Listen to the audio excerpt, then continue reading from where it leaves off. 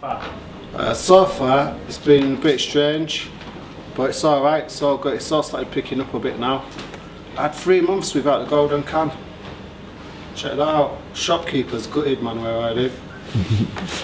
These kids might have to come home now from uni. There's a few that haven't, they're not all definitely confirmed, but if they all happen, there's quite a few of them.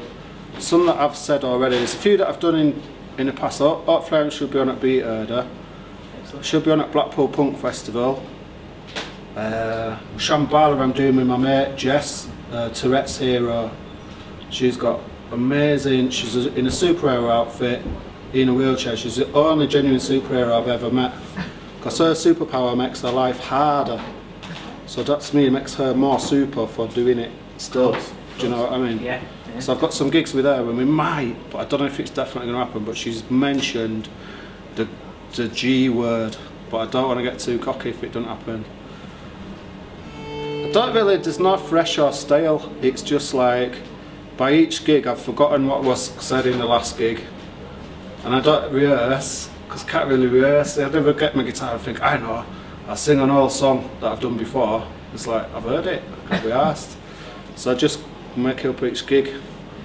There's a sort of a plan. I have song titles, whatever falls out of your mouth on the day. To say that some of my songs are a bit near the knuckle, it's gone pretty good, and I'm pretty thankful. Most audiences realise it's just having a laugh, and I don't get anything too bad, but I've had the odd person or people take it wrong. I had a bad reaction in a pub once because I've got a song that takes the piss out of racism, but it's not massively political, it's just ridiculous. It's just having a laugh, but still, I got some adverse reactions from having that point of view, and I've had crowds full of people giving it grief because of that, which I found hard.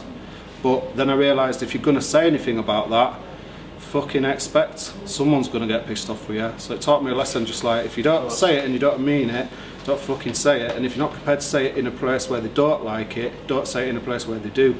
So it was a bit of a lesson, but so far 99.9% of people I've played tough have been right, but I get the odd crazy person. I had this woman coming up to me after a gig and saying, "You're the most horrible, aggressive, nastiest, meanest, evilest man I've ever seen in my life." So I said to her, "Where do you live, man? I could move there, I'd be the king. You must live in a sheltered area, environment." And she must have walked in halfway through this song I've got about sniffing glue. And it's this bit where they go proper mental. And I think she thought that I meant everything of that. And she said to me, if the world's so bad, why don't you just kill yourself?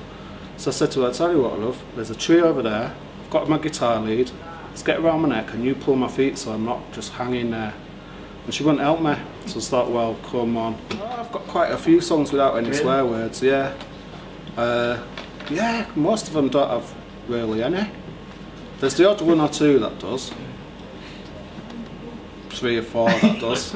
But then it's not really about that. Swearing's just a byproduct of, you just, if that's how you talk. Because my songs are just the way I talk, but with a guitar. I wish I'd fucking sent him my first CD. Because the first Captain Hotknives one I made, I was going to send him it, and then he pegged it. And I wished I'd sent him it, because a band that I was in years ago, where I didn't do none of the singing or none of the words, I just played the bass, we got played by him. And it is, in a British band, that is like, if John Peel plays your song, it's like, you feel like, fucking hell, I'm part of the wider musical world, I'm not just in my bedroom, you know. And I wished I'd sent him an Hotknives CD. I met him once, a long time ago, very briefly. I was in this shit band in the 90s, but we got on one of the big, I think it was Reading or somewhere, and it was the last time the Stone Roses ever played.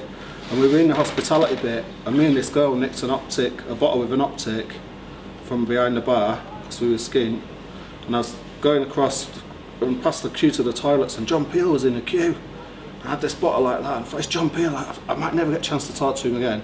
I went up to him and said, blah blah blah, you played our song, and he says, oh, what band was it? And when I told him, he fucking remembered. Out of all the million bands he must have played, he remembered us.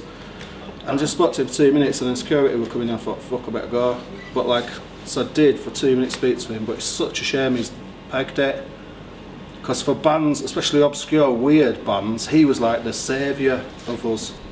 I wonder if this is what it's like being on Look North.